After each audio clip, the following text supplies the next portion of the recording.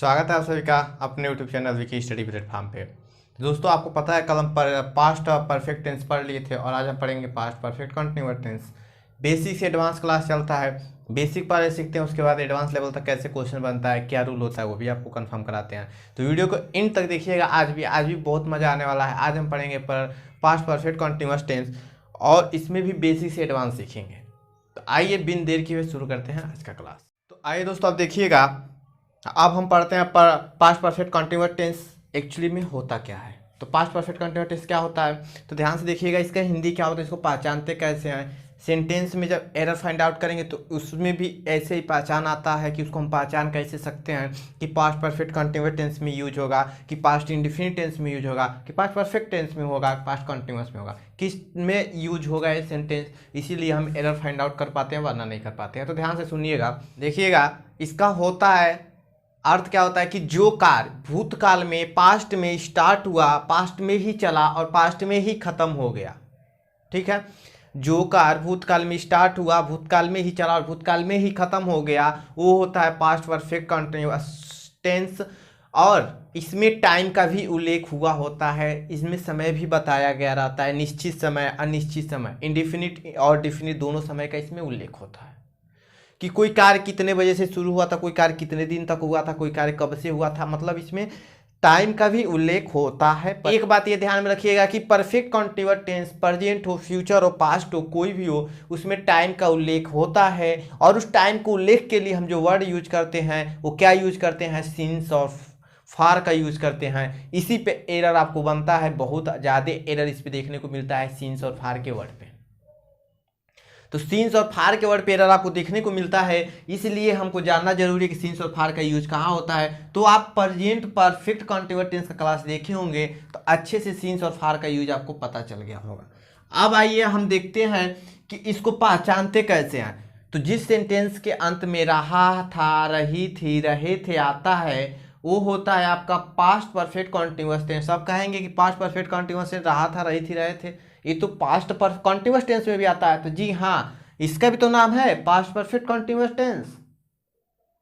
तो परफेक्ट का गुण, कंटिन्यूअस का गुण इसमें मिलेगा ना। तो ये बात ध्यान में रखिएगा कि पास्ट कंटिन्यूअस में आपका टाइम का उल्लेख नहीं होता था और पास्ट परफेक्ट कंटिन्यूअस में आपका टाइम का उल्लेख होता है, इसलिए रहा था, रही थी, आता है। तक क्लियर। अब इसमें आइए देखिएगा मेन वर्ब क्या यूज होता है और इसमें हेल्पिंग वर्ब क्या यूज होता है। तो दोस्तों, इसमें आप मेन वर्ब के रूप में V1 और ING का यूज होता है, मतलब ING फॉर्म वर्ब का। और हेल्पिंग वर्ब के रूप में हैड बीन का यूज होता है, हैड का, उसके बाद बीन। अब देखिएगा हैड के बाद बीन का यूज क्यों होता है, क्योंकि आपको पता है दोस्तों, हैज, हैव, हैड के बाद V3 का यूज होता है और हमको पास्ट परफेक्ट कंटिन्यूअस टेंस में V1 ING का यूज करना है। इसका मतलब हैड और वर्ब के बीच में कोई टर्म्स आएगा जो हमको V1 बनाएगा, V1 से लेके ING बनाएगा, एन बनाएगा वर्ब को। तो अगर हम हैड के बाद बीन का यूज नहीं करते थे, V3 में यूज हो जाता। लेकिन दोस्तों, अगर हैड के बाद हम बीन का यूज कर दे रहे हैं तो VING में हम इसको यूज कर सकते हैं। तो यहां तक तो बात क्लियर है, तो आपको कोई दिक्कत नहीं है, तो कंफर्म हो गया। पैसिव वाइस एक्टिव क्लास देखे हो तो एकदम बेसिक से हम चलाया हूँ क्लास, उसमें आपको अच्छे समझ में आया होगा। लेकिन आप काहे देखेंगे, टाइम आपको मिलता नहीं होगा, कोई दिक्कत नहीं। आइए इसको समझिए। अफर्मेटिव देखिएगा, निगेटिव, इंटरोगेटिव इसमें हम पढ़ेंगे, इंटरोगेटिव निगेटिव पढ़ेंगे और WH क्वेश्चन टाइप पढ़ेंगे। तो इतना तो आपको दिक्कत होगा नहीं। अफर्मेटिव में देखिए इसका स्ट्रक्चर कैसे बनता है। तो सब्जेक्ट यूज करते हैं, ये तो आपको पता है। और इसमें अभी बताया हूँ हेल्पिंग वर्ब क्या यूज होता है, तो हैड बीन यूज होता है। तो helping verb had been use हो जाएगा। मेन वर्ब क्या यूज होता है, तो वर्ब में ING यूज होता है, हो जाएगा। ठीक है, ऑब्जेक्ट तक इतना तो क्लियर। अब इसमें फार और सिंस का यूज होता है टाइम के हिसाब से। अगर टाइम दोस्तों डिफिनिट हो, निश्चित हो, तो सिंस का यूज होगा। अगर टाइम अनिश्चित हो, फार का यूज होगा। अब निश्चित और निश्चित कैसे पता चलेगा, तो जैसे दोस्तों डे का नाम आ जाए, मंथ का नाम आ जाए, ये निश्चित टाइम होता है। दिन का नाम, महीने का नाम, सप्ताह का नाम आ जाए, आपका टाइम आ जाए, तो निश्चित टाइम होता है। अगर दे दे कि कल, परसों, ऐसे वर्ड यूज हो जाए, यस्टरडे, टुमारो, तो ये होता है अनिश्चित टाइम। इसमें आपको पता नहीं रहता है कब से काम कर रहा है। तो ये तो क्लियर हो गया। इसको क्लास आप देखे होंगे पीछे वाला, तो इतना तो बेसिक आप कंफर्म हो गया होगा। राम 2 घंटे से टीवी देख रहा था, राम 2 घंटे से टीवी देख रहा था, बनाइए। Ram had been, helping verb use हो गया। वर्ब क्या है, देख रहा था, तो watching. Ram had been watching TV for लगेगा ना, फॉर 2 हावर्स। फार का यूज क्यों होगा, क्योंकि 2 घंटे से। अभी 2 घंटे कब से, सुबह के 2 घंटे से कि शाम के 2 घंटे से, हमको ये नहीं पता है कब से 2 घंटे से, बस इतना पता है कि 2 घंटे से दे रहा था। तो डिफिनिट नहीं है, इनडिफिनिट है, तो फार का यूज हो जाएगा कंफर्म। अब आइए दूसरा देखिएगा, वर्षा सुबह से हो रही थी, तो सुबह से वर्षा हो रही थी, तो वर्षा, इसके लिए इट का यूज होता है। इट का यूज कैसे होता है आपको बताया था नाउन में ही बहुत अच्छे से। तो इट सब्जेक्ट यूज हो गया, हैड बीन यूज कर दीजिए, हैड बीन। हो रही थी तो रैनिंग, रैन होता है, रैन मीन्स वर्षा होना, तो रैनिंग हो जाएगा। तो it had been raining, since का यूज होगा कि फार का। तो दोस्तों सुबह से, एक कंफर्म हो गया ना। मान लीजिए आज कोई कह रहा है कि शाम, मान लीजिए 12 बजे कोई कह रहा है कि सुबह से वर्षा हो रही है, इसका मतलब आज ही सुबह से वर्षा हो रही है, या कल के सुबह से वर्षा हो रही है। सुबह से डिफिनिट है ना कि इनडिफिनिट है, डिफिनिट है, निश्चित टाइम है, सुबह से, शाम से, दोपहर से, 12 बजे से, 1 बजे से, सब निश्चित टाइम है, तो सीन्स का यूज हो जाएगा, मॉर्निंग। तो ये तो अफर्मेटिव वाला क्लियर। निगेटिव वाला देखिएगा, इसमें भी कोई दिक्कत आपको नहीं होना चाहिए। सब्जेक्ट इसमें यूज होता है, उसके बाद हैड यूज होता है, और बीन और V1। देखिएगा अभी हर क्लास में आपको बताता हूं कि याद करने का बात नहीं है, याद रटने की जरूरत नहीं है, आपको लर्न करने की जरूरत नहीं है, इसको समझने की जरूरत है। हेल्पिंग वर्ब और मेन वर्ब के बीच में दोस्तों नॉट का यूज होता है। हर क्लास में मेरा यही फंडा होता है कि हेल्पिंग वर्ब और मेन वर्ब के बीच में नॉट का यूज होता है। सब्जेक्ट हैड हेल्पिंग वर्ब आ गया, V1 ING आ गया, तो इनके बीच में नॉट का यूज होगा। अब कहेंगे कि बीन आ गया, तो दोस्तों जस्ट हेल्पिंग वर्ब के बाद ही ना नॉट का यूज होता है, तो जस्ट हेल्पिंग वर्ब के बाद नॉट का यूज कर दीजिए, और जो वर्ड आपका बच रहा है उसको बीच में रख के मेन वर्ब का यूज कर दीजिए। तो स्ट्रक्चर क्या बना, subject had not been plus verb का ING plus object plus for since plus time. तो ये तो क्लियर हो गया, मास्टर बन गए होंगे आप, टेंस का क्लास रेगुलर देखते होंगे तो कभी लाइफ में नहीं भूलेगा। राम 2 बजे से टीवी नहीं देख रहा था, इसको बनाइए, राम 2 बजे से टीवी नहीं देख रहा था, तो Ram had not been,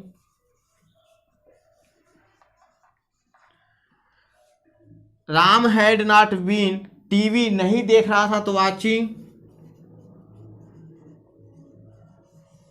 TV 2 बजे से। अब देखिएगा ऊपर दिया था 2 घंटे से, आप सम सेम बना देंगे, लेकिन नहीं, इसमें 2 बजे से मतलब इसमें टाइम फिक्स कर दिया है, तो सिंस 2 o'clock। तो Ram had not been watching TV since 2 o'clock, ये आपका यूज हो गया किसमें, निगेटिव में। वर्षा सुबह से नहीं हो रही थी, इट हैड नॉट बीन, वर्षा का होना रैन होता है, तो रैनिंग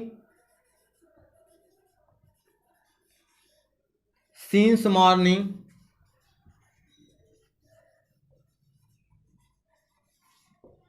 ठीक है कंफर्म। तो निगेटिव वाला भी क्लियर, बस निगेटिव वाला में आपको हैड और बीन के बीच में निगेटिव लगा देना है, नॉट का यूज कर देना है निगेटिव वाला। ये तो क्लियर, यहाँ तक कोई दिक्कत नहीं। अब आइए इंट्रोगेटिव वाला देखिएगा, तो इंट्रोगेटिव वाला क्या होता है, तो ये भी आपको बताता हूँ कि इंट्रोगेटिव वाला में सब्जेक्ट के जस्ट पहले हेल्पिंग वर्ब का यूज होता है, बस उसके बाद सेम प्रोसेस वही रहता है जो अफर्मेटिव में रहता है। बस इसमें अफर्मेटिव वाला जो सब्जेक्ट हेल्पिंग वर्ब होता है, इसको उठा के हम सब्जेक्ट के पहले कर देते हैं, और सब्जेक्ट को हम हेल्पिंग वर्ब के स्थान पे मतलब एक्सचेंज कर देते हैं, दोनों को एक दूसरे से एक्सचेंज कर देते हैं, तो बन जाता है इंट्रोगेटिव। जैसे had plus subject plus been plus V1 plus ING plus object plus for since plus time. देखिएगा सेम अफर्मेटिव वाला है, बस हैड को मतलब हेल्पिंग वर्ब उठा के सब्जेक्ट के पहले कर दिया है, ये होता है आपका अफर्मेटिव। तो भूलेगा कभी नहीं, लर्न करने की बात नहीं, बस आपको टिक के द्वारा लर्न करना है। कैसे हम समझा रहे हैं इसको आपको अपने आप एक्सेप्ट कर लेना है, ठीक है। क्या जैकब वर्ष 1997 से इस कॉटेज में रह रहा था, क्या आ गया, इसका मतलब एक क्या है, इंटरोगेटिव सेंटेंस है। अब आइए देखिएगा इसका बनाइए इंग्लिश। तो देखिएगा हैड का यूज होगा क्योंकि ये आपका है क्या, इंटरोगेटिव। हैड जैकब यूज होगा, been living,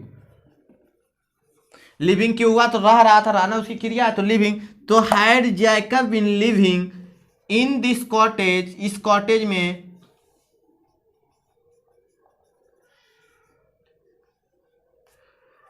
had Jacob been living in this cottage, इस कॉटेज में क्या कर रहा था, रह रहा था। कब से, तो दोस्तों 1997 से। ए फिक्स समय दे दिया, आपको पता है कि निश्चित समय 1997 से, तो सिंस का यूज हो जाएगा। ये तो बात क्लियर। अब आइए, अगर दोस्तों इसमें इंटरोगेटिव और निगेटिव दे दे तो आपको सब्जेक्ट के जस्ट बाद निगेटिव लगा देना है, इसमें कोई आपको दिक्कत नहीं होना चाहिए। और WH में क्या करना है, इंटरोगेटिव के जस्ट पहले HW family, what where why, इसका यूज कर देना है और इंटरोगेटिव वाला सेंटेंस सेम रहेगा। पिछला क्लास देखेंगे तो आपको अच्छे से समझ में आ जाएगा। तो आई होप कि आपको प्रेजेंट परफेक्ट कंटीन्यूअस टेंस भी अच्छे से क्लियर हो गया होगा। मैं कोशिश किया हूँ समझाने के लिए। और इसमें दोस्तों हाई लेवल का कैसे बनता है क्वेश्चन, ये भी तो आपका क्वेश्चन होगा कि हाई लेवल कैसे बनता है, बताया नहीं है। तो दोस्तों देखिएगा हाई लेवल का इसमें कैसे बनता है, तो इसमें ज़्यादा से ज़्यादातर फार और सिंस से ही क्वेश्चन पूछा जाता है। आप प्रीवियस का क्वेश्चन उठा के देखिएगा, बहुत ज़्यादा 98% तक आपका क्वेश्चन इससे मिलता है, सिंस और फार से, प्रेजेंट परफेक्ट कंटीन्यूअस टेंस से या पास्ट परफेक्ट कंटीन्यूअस टेंस से। तो सिंस फार का इसमें यूज बहुत इंपॉर्टेंट होता है। तो बस आप ये जान गए तो आप 100% इसको कर लेंगे। और स्ट्रक्चर, इस स्ट्रक्चर पे क्वेश्चन बनता है कि कैसे यूज, इनका स्ट्रक्चर आगे कैसे बनता है, तो ये आपको देखना पड़ेगा, फॉर्मेशन इसका देखना पड़ेगा। चाहिए कि आपको वीडियो पसंद आया होगा, पसंद आए तो लाइक कर दीजिएगा, लाइक करना बिल्कुल नहीं भूलिएगा, लाइक करके अपना प्यार दीजिए। मैं कोशिश करता हूँ आपको अच्छे से अच्छा समझाने की। और अगर चैनल पर नए हो तो सब्सक्राइब करके बेल प्रेस कर लीजिएगा, क्योंकि आप प्रेस कर लेंगे तो English, math, GK, current affair सब फ्री ऑफ कास्ट है, कोई पेड नहीं करना है। और कहीं से भी शिक्षा मिले दोस्तों, थोड़ा सा भी मिले, उसको लेके रखने की ज़रूरत है, क्योंकि शिक्षा ही ऐसा चीज़ है कि जो कभी ख़त्म नहीं हो सकता है, किसी कोई चुरा नहीं सकता। इसीलिए आप मेहनत कीजिए, थोड़ा बहुत जहाँ भी मिले वहाँ से लेके पढ़िए। तब के लिए जय हिंद दोस्तों, वंदे मातरम। मिलते हैं नेक्स्ट वीडियो में। और हाँ, शेयर करना नहीं भूलिएगा, शेयर कीजिएगा जरूर।